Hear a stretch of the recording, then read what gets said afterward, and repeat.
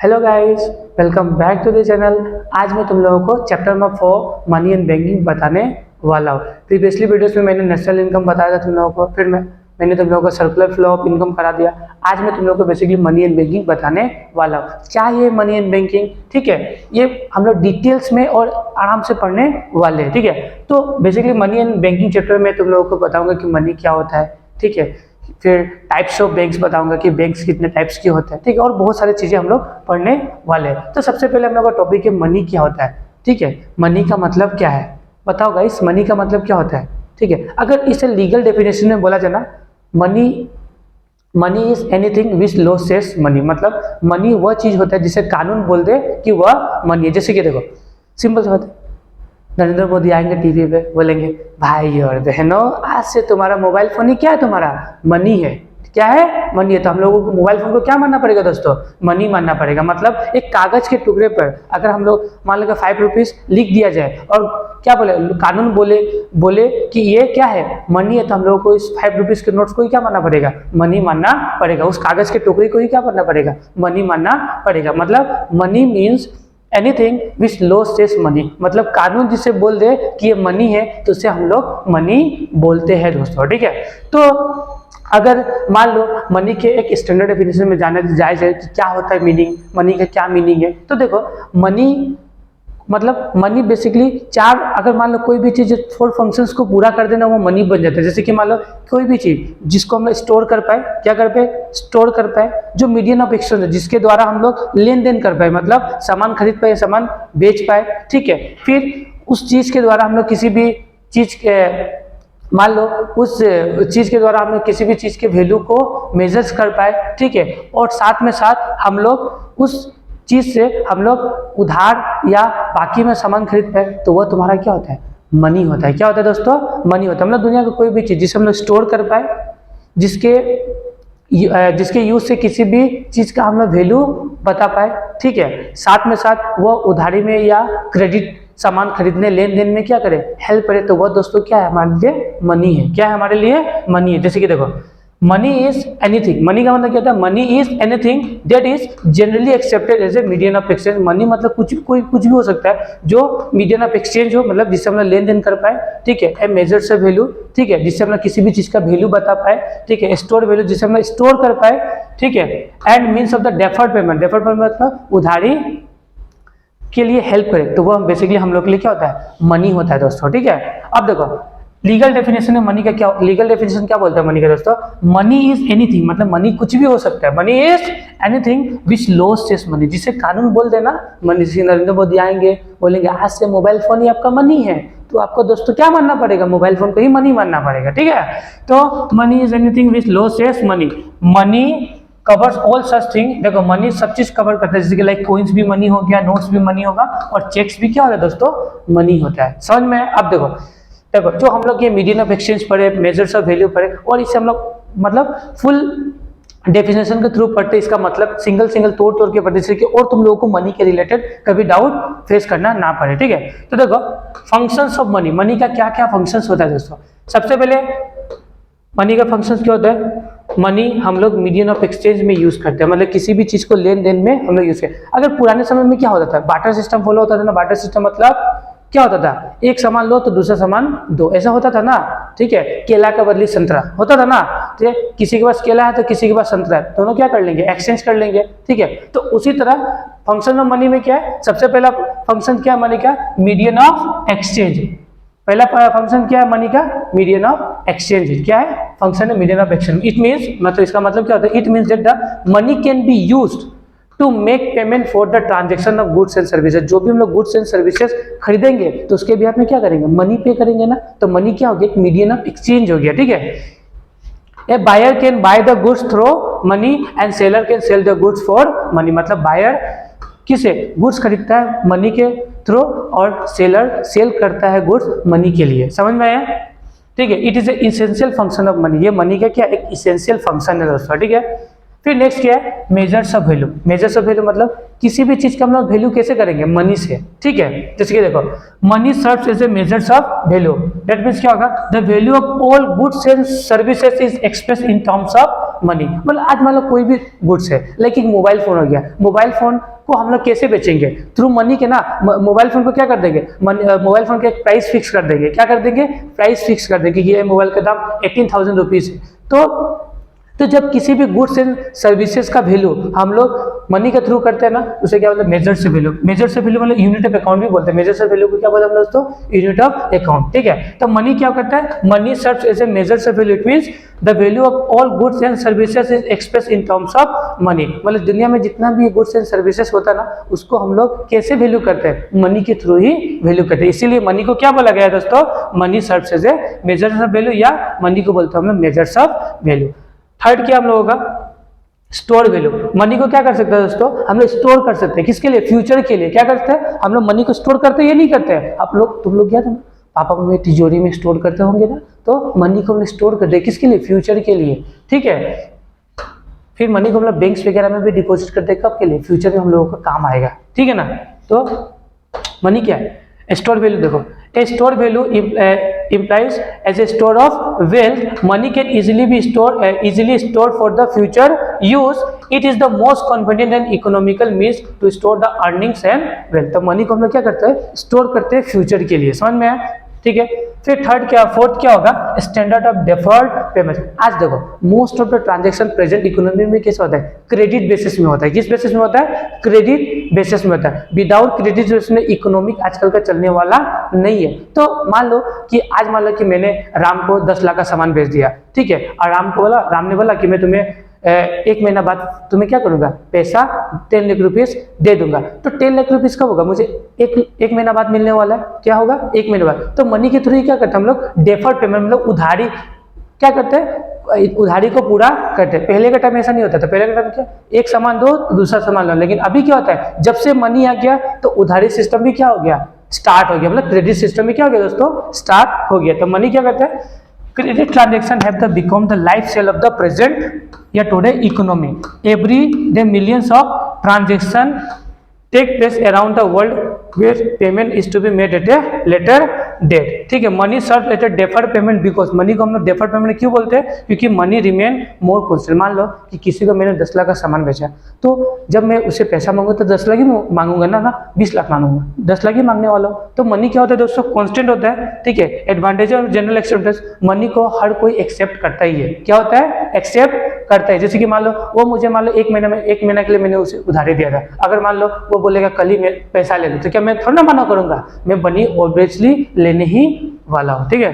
फिर क्या होगा, more durable than other commodity, मतलब ये बहुत ज्यादा ड्यूरेबल होता है अदर देन कमोडिटी, मतलब ये बहुत लंबे समय तक चलता है दोस्तों, ठीक है। आई होप तुम लोग को अब समझ में आ गया होगा कि मनी क्या है, मनी का फंक्शंस क्या है। तो मनी क्या है दोस्तों, money is anything which law says money, जिसे कानून बोलते हैं मनी है, वो तुम्हारा क्या है, मनी है। मनी का फंक्शंस क्या है, तो मनी का पहला फंक्शन क्या है, मनी एक मीडियम ऑफ एक्सचेंज होता है, फिर स्टोर वैल्यू, फिर से मेजर्स ऑफ वैल्यू, फिर क्या है, स्टैंडर्ड ऑफ डेफर्ड पेमेंट्स, ठीक है।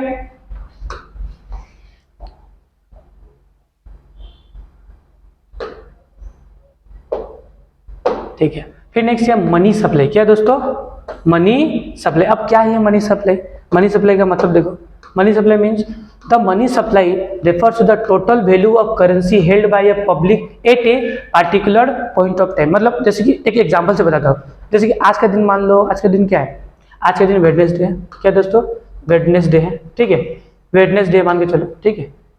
आज के दिन में इंडिया में जितने लोग रहते हैं उन सभी लोगों के करेंसीज या पैसा को मिलाकर आज के प्रेजेंट इकोनॉमी में कितना मनी है या कितना पैसा है, उसी को क्या बोलते हैं, पता है, मनी सप्लाई। मतलब एक पर्टिकुलर पॉइंट ऑफ टाइम में इंडिया के पास कितना पैसा, मतलब मान के चलो आज के दिन पूरे इंडिया के लोगों का मिला के आज इंडिया में 10 लाख हजार करोड़ रुपया है। तो एक पर्टिकुलर पॉइंट ऑफ टाइम में इंडिया के पास कितना पैसा है, उस समय क्या बोलते हैं दोस्तों, मनी सप्लाई बोलते हैं। क्या होता है देखो, the money supply refers to the total volume of currency, मतलब टोटल वॉल्यूम, मतलब total volume held by a public. जैसे हम लोग क्या नॉर्मल पब्लिक है ना, तो पूरे इंडिया में जितने भी पब्लिक एक पर्टिकुलर पॉइंट ऑफ टाइम में जितना पैसा हेल्ड करते हैं उसी को क्या बोलते हैं हम लोग, मनी सप्लाई बोलते हैं दोस्तों, ठीक है। फिर नेक्स्ट क्या है, फिएट मनी या टोकन या पेपर मनी। ये क्या होता है, क्या होता है फिएट मनी, क्या होता है पेपर मनी, या क्या होता है ये टोकन पेपर। ठीक है, तो फिएट मनी एकदम इजी है। जैसे कि देखो, आज मान लो, जैसे कि एग्जांपल से मैं बताता हूँ, मान लो एक कागज का टुकड़ा है, एक कागज, ये मान लो एक कागज का टुकड़ा है, ठीक है, इसमें मान लो 5000 लिख दिया जाए, इसमें कितना लिख दिया जाए, 5000 लिख दिया जाए।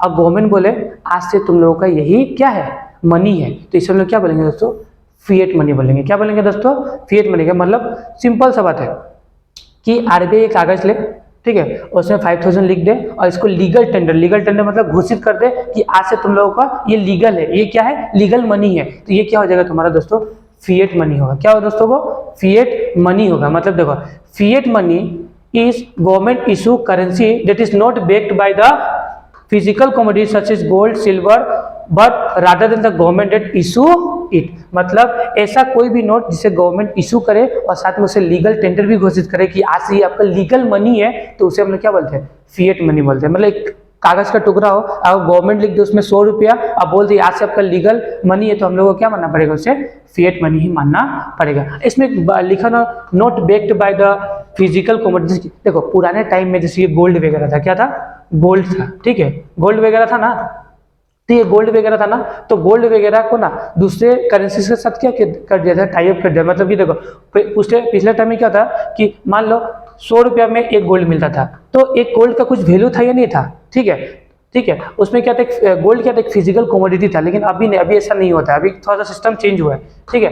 तो इसमें फिएट मनी को मतलब सिंपल से ये सोचना, जो सिंपल सा लैंग्वेज में ये सोचो कि एक कागज का टुकड़ा है, उसमें अगर 5 रुपये गवर्नमेंट लिख के बोले और उसे लीगल टेंडर घोषित कर दे कि आज से ये तुम्हारा मनी है, तो तुम लोग को क्या मानना पड़ेगा, वो हम लोग के लिए फिएट मनी मानना पड़ेगा हम लोग को, ठीक है। तो फिएट मनी क्या है, तो fiat money is a government issue currency, government के द्वारा इशू क्या करेंसी है, that is not backed by physical commodity such as gold silver. इसमें कोई गोल्ड सिल्वर का कुछ वैल्यू वगैरह नहीं बैक किया जाता है, but rather than the government issue it, इसको गवर्नमेंट इशू करता है, ठीक है। Fiat money give the central greater control over the economy because can control how much money is printed. ये बेसिकली फिएट मनी कौन कंट्रोल करेगा, obviously बात है आरबीआई कंट्रोल करने वाला है, सेंट्रल बैंक कंट्रोल करने वाला है कि कितना इकोनॉमी में पैसा चाहिए, ठीक है। देखो most modern paper currency such as US dollar Indian paper is a fiat currency. जो भी इंडियन नोट्स होते हैं ना, उससे हम लोग फिएट मनी ही बोलेंगे, ठीक है। डॉलर को भी क्या बोले, फिएट मनी मानने वाले हैं। On danger of fiat money is that government will print too much of is resulting the hyper in inflation. मतलब क्या होगा पता है, अगर गवर्नमेंट बहुत ज्यादा फिएट मनी छाप देना तो इससे क्या हो जाएगा पता है, इन्फ्लेशन बहुत ज्यादा बढ़ने लगेगा। मान लो कि गवर्नमेंट बहुत ज्यादा पैसा छाप दे तो सभी के पास पैसा आएगा ना, तो सभी के पास पैसा आएगा ना, तो एक ब्रेड खरीदने के लिए भी ना हमें एक झोला पैसा भर के ले जाना पड़ेगा। क्यों, क्योंकि देखो सभी के पास पैसा होगा, सभी के पास पैसा होगा तो ऑब्वियसली बात है क्या होगा, गुड्स एंड सर्विसेज का कॉस्ट क्या होगा, दाम क्या होगा, बढ़ने वाला होगा, ठीक है। तो इसी को बोलते हैं फिएट मनी, ठीक है। अब देखो फिर नेक्स्ट हम लोगों का टॉपिक क्या है, हाँ नेक्स्ट हम लोग का टॉपिक है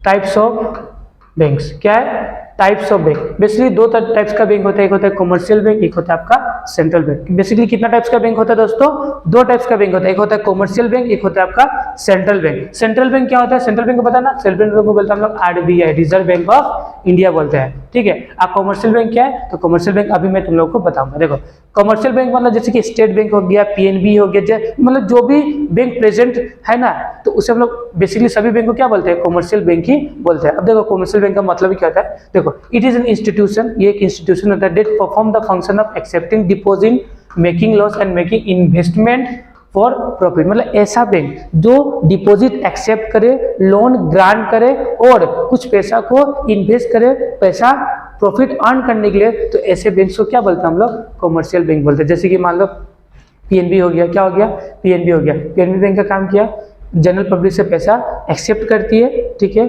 उन्हें लोन प्रोवाइड करती है, और क्या होगा दोस्तों, साथ में साथ कुछ पैसा को क्या करती है, वो दूसरे जगह में क्या करती है, इन्वेस्ट भी करती है फ्यूचर के लिए, और फ्यूचर में प्रॉफिट अर्न करने के लिए। तो ऐसे बैंक को हम लोग क्या बोलते हैं, कमर्शियल बैंक बोलते हैं। क्या बोलते हैं दोस्तों, कमर्शियल बैंक एक ऐसा बैंक होता है जो डिपॉजिट को एक्सेप्ट करता है, लोन्स को ग्रांट करता है और इन मेकिंग इन्वेस्टमेंट, इन्वेस्टमेंट करता है फ्यूचर में प्रॉफिट अर्न करने के लिए। तो ऐसे बैंक को हम लोग क्या बोलते हैं, commercial bank, like state bank of India and PNB. ठीक है, अब देखो इससे थोड़ा सा अच्छे से समझना। देखो इस लाइन को थोड़ा सा अच्छा से समझना, ये बहुत इंपॉर्टेंट लाइन होने वाला है। ठीक है, जैसे कि मान ये है तुम, ये हो तुम, तुम्हारा नाम है क्या है, बबलू।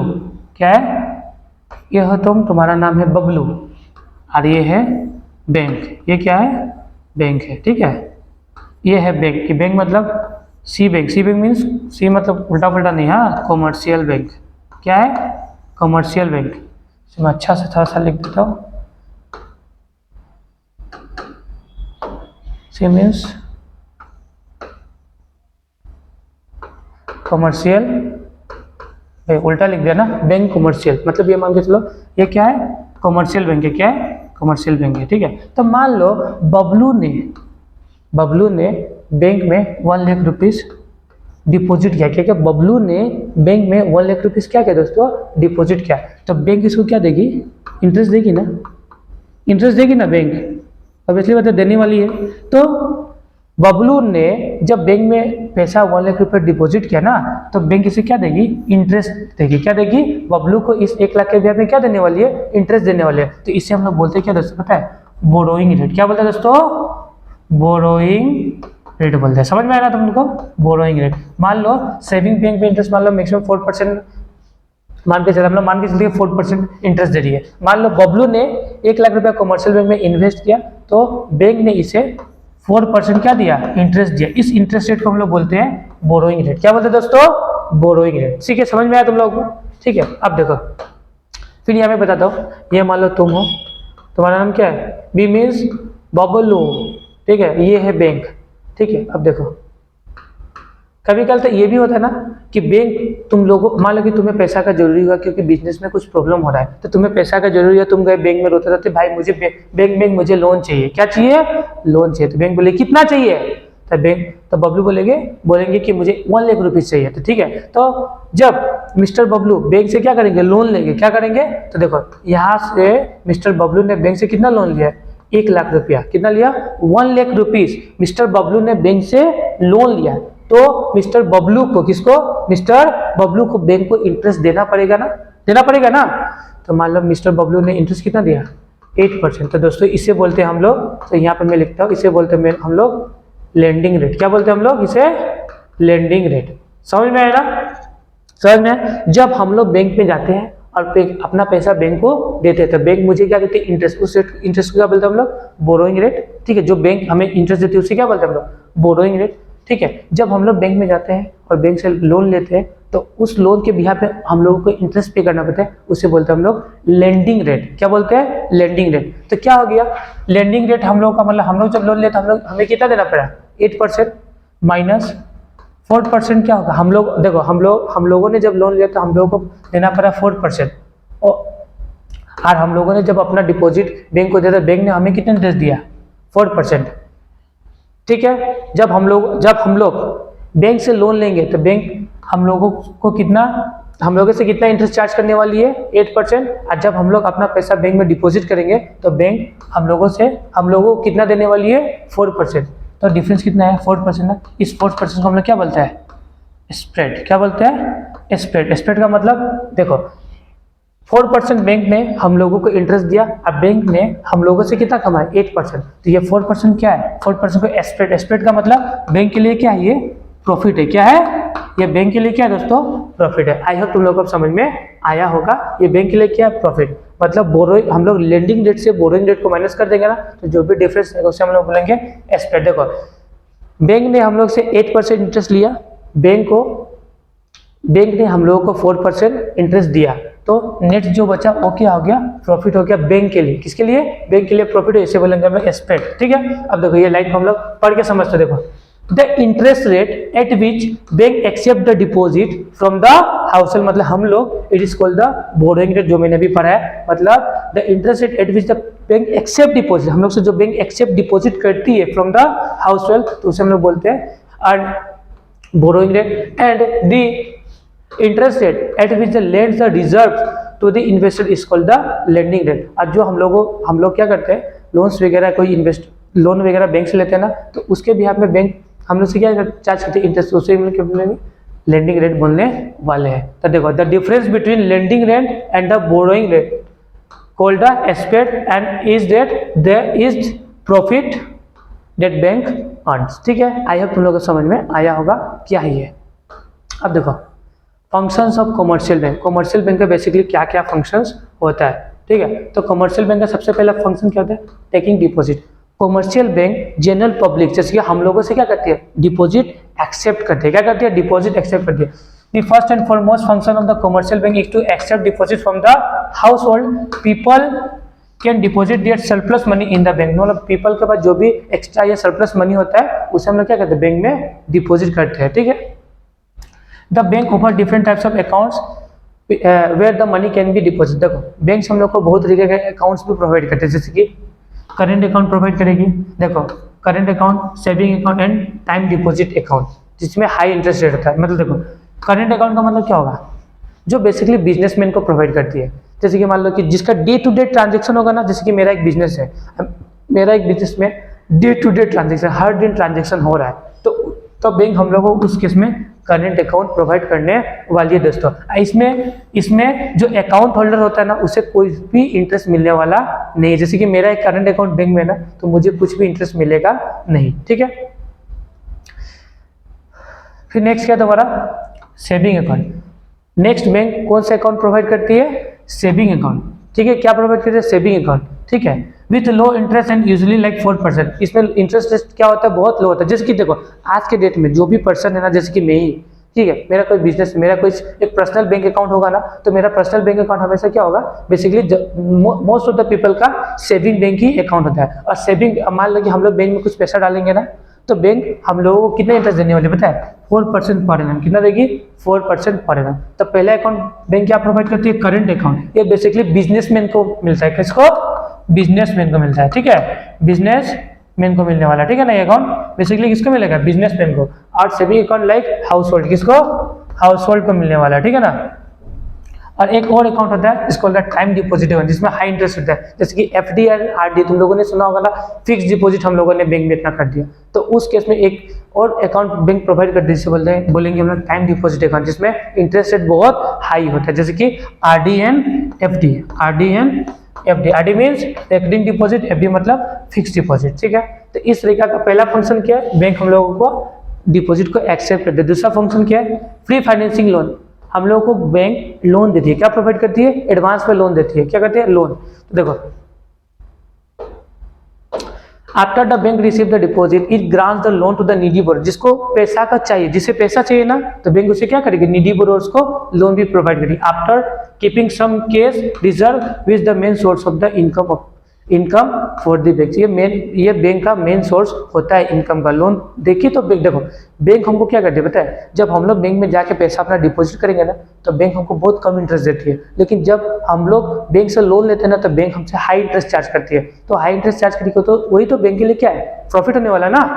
देखो the loan can be different forms. Loan भी डिफरेंट फॉर्म्स की होती है। एक होता है long term loan. Long term मतलब जिसका ड्यूरेशन 1 साल से ज़्यादा होता है। जैसे कि होम लोन वगैरह होता है ना, उसका ड्यूरेशन क्या होगा दोस्तों, 1 साल से ज़्यादा होता है, ठीक है। एक होता है demand loan. Demand loan basically bank to bank ही होता है। जैसे कि मान लो कि एक SBI बैंक हो गया, एक PNB हो गया, ठीक है। तो PNB को कभी पैसा का जरूरी होता है, SBI से मान लो 1 लाख रुपया, 1 लाख नहीं 10 लाख का PNB ने SBI से लोन ले लिया, ठीक है। तो जब SBI का जरूरी होगा ना पैसा का, तब PNB क्या करेगा, डिमांड एक तो भेजेगी कि मुझे आपके 10 लाख रुपया चाहिए थे। ऐसे को क्या बोलते हैं, इसे बोलते हैं हम लोग डिमांड लोन। जैसे क्या बोलते हैं हम लोग, डिमांड लोन। ये बेसिकली बैंक टू बैंक ही होता है। देखो without a specific term can be called by bank at any time. एक होता है short term loan. Short term loan में जिसका पीरियड एकदम 1 साल से कम होता है, ऐसे लोन को मिलता है शॉर्ट टर्म लोन। तो बैंक का दूसरा फंक्शन क्या है, बैंक हम लोगों को बैंक हम लोगों को लोन प्रोवाइड करती है। 3 तरीके के लोन प्रोवाइड करेगी, एक शॉर्ट टर्म लोन, एक डिमांड लोन, एक लॉन्ग टर्म लोन, ठीक है। फिर नेक्स्ट क्या है,